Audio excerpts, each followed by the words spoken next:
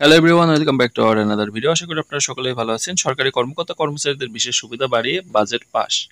22শে জুন 2025 7:47 PM এই পোস্টটি করা হয়েছে। তো এখানে দেখুন তারা কি বলতে যাচ্ছে। সরকারি কর্মকর্তা কর্মচারীদের বিশেষ সুবিধা বাড়িয়ে নতুন অর্থবছরে 2025-26 জন্য 7,90,000 কোটি টাকার বাজেট অনুমোদন করেছে উপদেষ্টা পরিষদ।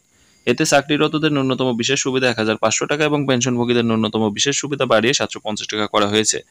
রোববার 12 জুন বিকেলে সচিবালয়ের এক সংবাদ সম্মেলনে এই তথ্য জানান অর্থমন্ত্রী ডক্টর সালেউদ্দিন আহমেদ। এ সময় জাতীয় রাজস্ব বোর্ডের চেয়ারম্যান আব্দুর রহমান খান ও অর্থ বিভাগের সচিব ডক্টর মোহাম্মদ খায়রুজ্জামান মজুমদার উপস্থিত ছিলেন।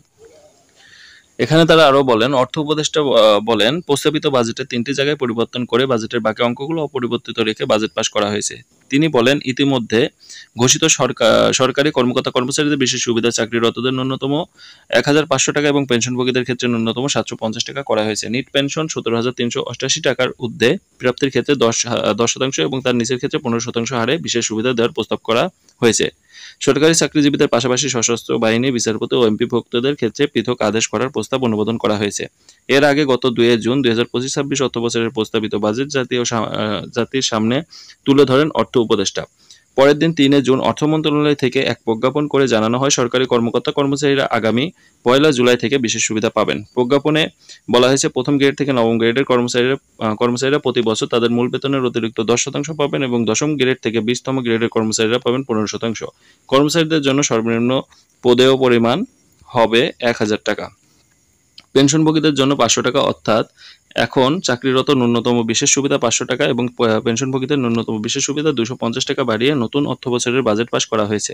অর্থ মন্ত্রণালয় 3 জুনের প্রজ্ঞাপনে জানানো হয়, অবসরোত্তর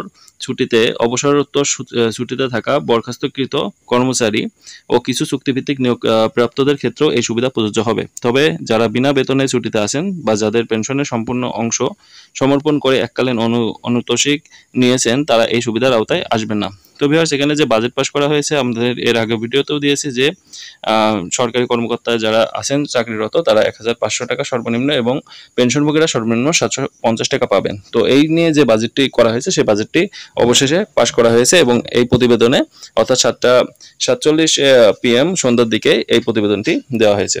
তো সকলকে অসংখ্য ধন্যবাদ এতক্ষণ আমাদের সাথে থাকার জন্য। আপনারা যদি সকল ধরনের চাকরি রিলেটেড খবরাখবর, বেতন, পে স্কেল রিলেটেড খবরাখবর সবার আগে পেতে চান, অবশ্যই আমাদের চ্যানেলের সাথে থাকবেন এবং চ্যানেলটি সাবস্ক্রাইব করে পাশে থাকবেন।